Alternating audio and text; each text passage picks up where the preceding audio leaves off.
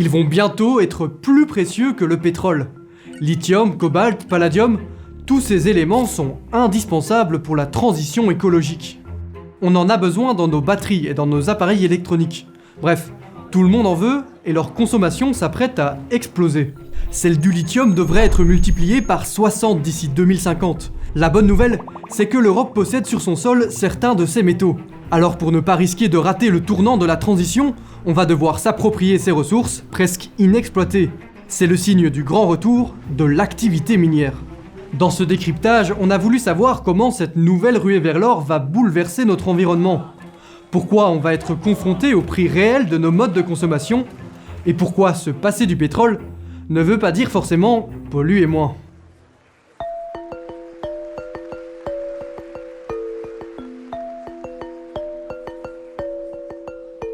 Nous sommes en décembre 2015, à Paris.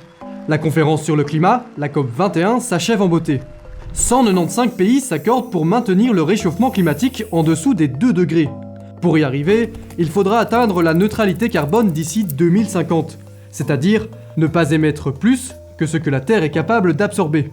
En pratique, ça veut dire qu'on doit se passer presque complètement des énergies fossiles, et les remplacer par des alternatives comme l'hydrogène, le nucléaire, mais surtout, les énergies renouvelables. La part des énergies renouvelables, en ce qui concerne l'Union européenne, elle est de 20% à peu près. L'idée, c'est de monter très vite, c'est jusqu'à 65% d'énergie renouvelable. L'avantage des énergies renouvelables, c'est que leurs combustibles sont illimités. Il y aura toujours du vent et du soleil, alors les gouvernements investissent. Et donc l'éolien en mer sera développé pour viser environ 40 gigawatts en service pour 2050, soit une cinquantaine de parcs éoliens en mer. Mais tout n'est pas si simple. Les ressources nécessaires pour construire ces parcs capables de capter de l'énergie à l'infini, elles, sont limitées. Par exemple, pour construire une éolienne, il nous faut toutes sortes d'éléments. De l'acier et de l'aluminium pour sa structure, du cuivre pour les circuits. Avec l'explosion des projets de transition énergétique, la demande en métaux devrait doubler dans les années à venir. Mais l'éolienne abrite aussi des éléments plus chers et beaucoup moins communs. Dans son moteur, on trouve par exemple du néodyme. C'est une terre rare, un groupe de métaux peu connus avec des noms un peu bizarres, mais qui sont essentiels dans bien des domaines. On retrouve de l'europium dans les ampoules LED, ou encore du dysprosium pour faire vibrer son smartphone. Pour les éoliennes, le néodyme est contenu dans l'aimant qui fait fonctionner les hélices, et sa demande pourrait être multipliée par 4 d'ici 2050. L'objectif de réduction des gaz à effet de serre dépend donc de certains métaux. D'ailleurs, l'Union européenne a inscrit les terres rares dans une liste de 30 matières premières critiques. À leur côté, on retrouve le cobalt, le lithium ou encore l'iridium. Tous ces métaux, on les regroupe sous le nom de métaux rares. Attention, petite subtilité. Les terres rares sont des métaux rares, mais tous les métaux rares ne sont pas des terres rares. Mais le point commun, vous l'aurez compris, c'est qu'ils sont rares. Ces métaux rares, du fait de ces caractéristiques, peuvent être très contraignants, notamment si on tire beaucoup dessus en termes de demande. Leur particularité, c'est qu'en étant essentiels à la fabrication de technologies de pointe, comme les batteries, les panneaux solaires ou les voitures électriques, chacun d'entre eux est concentré dans une zone géographique très précise. Mais un acteur en particulier concentre à lui seul 60% de tous les matériaux présents sur cette liste, c'est la Chine. Donc aujourd'hui, la Chine détient une grande partie de la production des matières premières critiques pour l'Union européenne.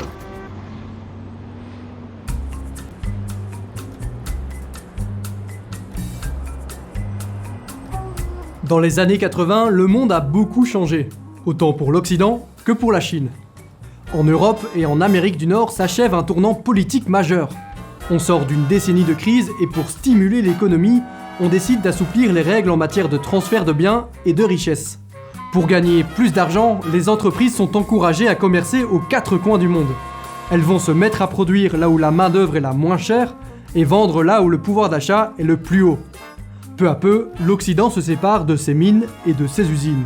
Et on a fini par carrément abandonner l'extraction des matières premières au sein des pays développés, du fait notamment de l'effondrement des prix des matières premières.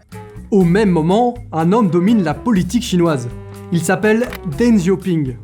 C'est un fervent défenseur du Parti communiste depuis ses débuts, Mais il veut moderniser la Chine. Il multiplie les réformes militaires, agricoles, technologiques et industrielles, et il a une botte secrète. Le sol chinois regorge de ces fameuses terres rares. Le raffinage est quelque chose qui est très coûteux en matière environnementale, ce que les autres pays jusqu'à maintenant n'ont pas voulu accepter, et je crois qu'il y a environ 90% du raffinage des métaux rares qui est fait en Chine. Jusque-là, les États-Unis étaient les plus gros producteurs de ces métaux. Mais ils ont fini par peu à peu lever le pied, ce n'était pas si rentable. La Chine reprend le flambeau et fait un pari. Si elle arrive à développer une réelle expertise dans l'extraction et dans le raffinage des terres rares, tout le monde devra passer par elle. Ça nécessite vraiment un savoir-faire que plus personne n'a aujourd'hui, mais pour lequel les Chinois ont déposé quantité de brevets et sont vraiment très très compétitifs. Elle investit massivement dans des mines, et au prix de régions entières polluées et de la santé de sa main-d'œuvre, elle met le pied dans un engrenage. Cet engrenage, c'est la chaîne de valeur. Puisque la Chine produit une grosse quantité de terres rares sur son sol, les entreprises du monde entier s'y rendent pour faire transformer à faible coût ces terres rares en pièces détachées.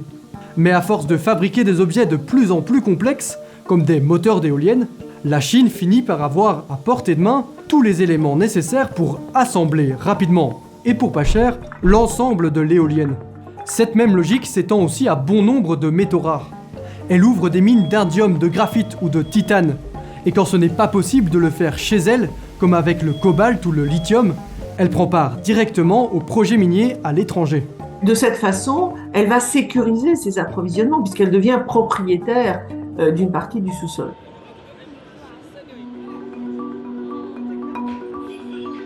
Bon, on l'a vu, la Chine s'est bien développée dans le secteur des matières premières. Ça lui permet de s'intéresser à un business bien particulier, celui des voitures électriques. L'un des métaux essentiels pour produire des batteries de voitures, c'est le lithium. Le pays raffine sur son sol 60% de l'offre mondiale du métal. Et les 3/4 des batteries au lithium utilisées dans le monde y sont produites. Puisque la Chine détient sur son sol tout ce qu'il faut pour fabriquer une voiture électrique, elle en produit pour bien moins cher qu'ailleurs. Et un peu comme avec les smartphones low cost, elle aimerait conquérir le marché mondial. D'autres acteurs ont beaucoup plus tôt compris que ce qui était en jeu avec le véhicule électrique, c'était la maîtrise de l'ensemble de la chaîne de valeur. Revenons en Europe. Ici, le marché des voitures électriques s'apprête aussi à exploser. Puisque dès 2035, il sera interdit d'acheter une voiture thermique neuve. Pour avoir un certain contrôle sur la conception et le prix de ces nouvelles voitures, on ne veut pas dépendre de l'extérieur et de la Chine. Volkswagen, Renault ou Peugeot sont très bons pour concevoir et assembler des voitures. Mais par contre, peu d'entreprises produisent des batteries sur le sol européen. Pour y arriver, l'Europe doit d'abord produire ses propres métaux rares en assez grande quantité, et donc son propre lithium. Pour l'instant, l'Europe est surtout contrainte d'importer son lithium de l'étranger. Les principales exploitations se trouvent dans cette zone de l'Amérique du Sud. Le souci, c'est qu'elle demande énormément d'eau. Et dans l'une des zones les plus arides du monde, cette surconsommation a des impacts réels sur les populations locales. Des problèmes sur lesquels l'Union européenne commence à ouvrir les yeux. Nous devons utiliser les nouvelles technologies pour permettre des extractions plus respectueuses de l'environnement et de la biodiversité, et ce, afin d'établir de nouvelles normes d'extraction pour nous, mais aussi ailleurs. Pour le lithium, la solution est toute trouvée. On en a dans notre sol. On en trouve en France, en Allemagne, en Serbie ou encore au Portugal, où des projets d'extraction ont récemment été enclenchés. Mais le rapatriement d'infrastructures minières sur le continent européen pose un certain nombre de questions.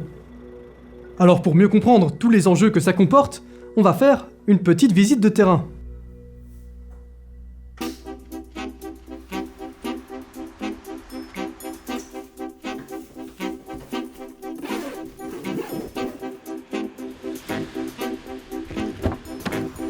Là, je suis à Porto, au nord du Portugal. Je m'apprête à me rendre à Covas do Barroso, un petit village à environ 2 heures d'ici. Là-bas, je vais rencontrer Aida Fernandes, l'une des 260 habitantes du village. Et avec elle, on va faire un petit tour du coin.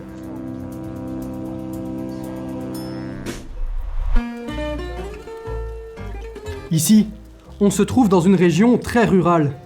Beaucoup d'habitants vivent de l'élevage de bétail, des récoltes ou de l'apiculture. Aida est fermière. Elle est l'une des seules de sa génération à être restée au village pour perpétuer la tradition. A maioria das pessoas produz aquilo que consome maioritariamente, a nível dos vegetais, da carne, ou seja, somos minimamente sustentáveis. Le village est reconnu pour son savoir-faire traditionnel. Les Nations Unies l'ont répertorié parmi les systèmes ingénieux du patrimoine agricole mondial. En gros, ça désigne les lieux exemplaires pour le respect de l'écosystème, de la biodiversité et des traditions. Je rencontre Katharina, la cousine d'Aïda. Elle est originaire du village, mais est partie vivre en Angleterre après ses études. We've got here a microclimate and we've got very rich, fertile land and we've got very well established long-time systems of management of water and of land that have been established for many, many generations, which mean that we can live sustainably without the need for outside support. Bon, il fait un peu gris, mais ça reste super beau et surtout c'est bien préservé. Mais si je suis là avant tout, c'est pour ce qu'il y a sous nos pieds. Il y a cette roche qui s'appelle la pegmatite et elle est composée d'environ 1% de lithium. Et ce lithium, certaines personnes voudraient bien l'exploiter. L'entreprise anglaise Savannah s'intéresse à la zone depuis quelques années. Pour l'instant, ce n'est encore qu'au stade de projet. Mais ce terrain, juste à côté du village, pourrait bientôt se transformer en mine à ciel ouvert. A mina, nós estamos no centro, ou seja, será no diâmetro de 600 metros à nossa volta, em que o limite da concessão é muito próximo das casas. De l'autre côté de la vallée, la mine devrait s'arrêter à peine quelques centaines de mètres des habitations et de leurs potagers sur lesquels beaucoup reposent pour se nourrir. Un plan jugé d'autant plus désastreux car les terres sont destinées à la gestion agricole commune. São as hortas, são os terrenos, as vacas que estão também ali nos lameiros, porque todos estes terrenos são usados pela comunidade, pelas pessoas que aqui vivem. Ninguém vai conseguir viver aqui tão perto de um projeto tão grande. Dès les débuts du projet, les habitants s'y sont fortement opposés. Ils organisent régulièrement des actions pour protester, et cet été, plus de 200 personnes sont venues des 4 coins de l'Europe pour les soutenir. Pour beaucoup, l'ouverture de la mine représente plus que le sacrifice d'un mode de vie et du paysage qu'ils ont toujours connu. Pendant 12 ans d'exploitation, plus de 83 millions de tonnes de déchets comme de la terre ou du gravat devront être stockés. Plusieurs cours d'eau traversent la zone, et selon les habitants, les risques de pollution sont bien réels. Dizem que vão fazer uma escombreira que pode ir até 190 metros de alto e a poucos metros do rio. Em caso de falha, os efeitos négatifs, néfastes, podem ir até 200 km. De son côté, l'entreprise de minage assure que les risques sont limités. Elle prévoit l'emploi de 600 personnes et met l'accent sur l'énorme potentiel économique du lithium pour le Portugal. Pourtant, en septembre 2022, un rapporteur des Nations Unies s'est rendu sur les lieux et a remis en question la légalité de l'exploitation. Les mines à ciel ouvert sont d'ailleurs interdites dans d'autres endroits du monde comme au Costa Rica, justement pour leurs impacts sur l'environnement. Si on veut remplacer le carburant par des batteries électriques et limiter le changement climatique, il va bien falloir trouver du lithium quelque part. Mais des cas comme ici à la mine de Barroso nous montrent que la transition énergétique a aussi un coût. Et ça, il va falloir en être conscient.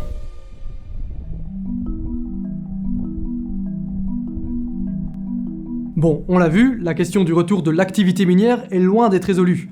On doit mettre en balance la protection de l'environnement et les intérêts économiques. Mais il existe 2 solutions pour réduire le recours aux exploitations. La première, c'est de trouver des métaux rares, comme du lithium, à d'autres endroits que dans le sol. Et ça tombe bien, parce que chaque année, des milliers de batteries sont jetées. Mais le problème, c'est que ces métaux sont très compliqués à recycler. Pour comprendre, on a rendu visite à Umicore. C'est une entreprise belge spécialisée dans le raffinage de matières premières pour batteries, et elle s'est justement lancée dans le recyclage. It is difficult because you have to pick out of a box with maybe millions of pieces. You have to find the 100 pieces of the same color. And that's the reason why it's so difficult. Pour l'instant, seul un faible pourcentage du lithium que l'on trouve dans les batteries pour voitures est issu du recyclage. Umicore veut multiplier ses capacités par 20 d'ici 2027 et arriver à recycler la quasi-totalité des composants. It's, at this moment in time, really impossible to rely only on recycling because there is not enough available to recycle to fulfill the demand for new batteries today. Pour alléger cette demande, il existe alors une deuxième solution. Trouver des substituts aux métaux les plus critiques. Une batterie ne doit par exemple pas forcément contenir du lithium ou du cobalt. Et une éolienne peut se passer du néodyme. On a des solutions, notamment pour utiliser des rotors bobinés en cuivre, qui font du coup des moteurs plus lourds et plus volumineux, mais qui peuvent nous permettre de nous passer de terres rares. Malgré les solutions qui existent pour réduire notre dépendance aux métaux rares et à leur extraction, les conséquences sociales et environnementales qui leur sont liées persistent, ici en Europe et partout ailleurs.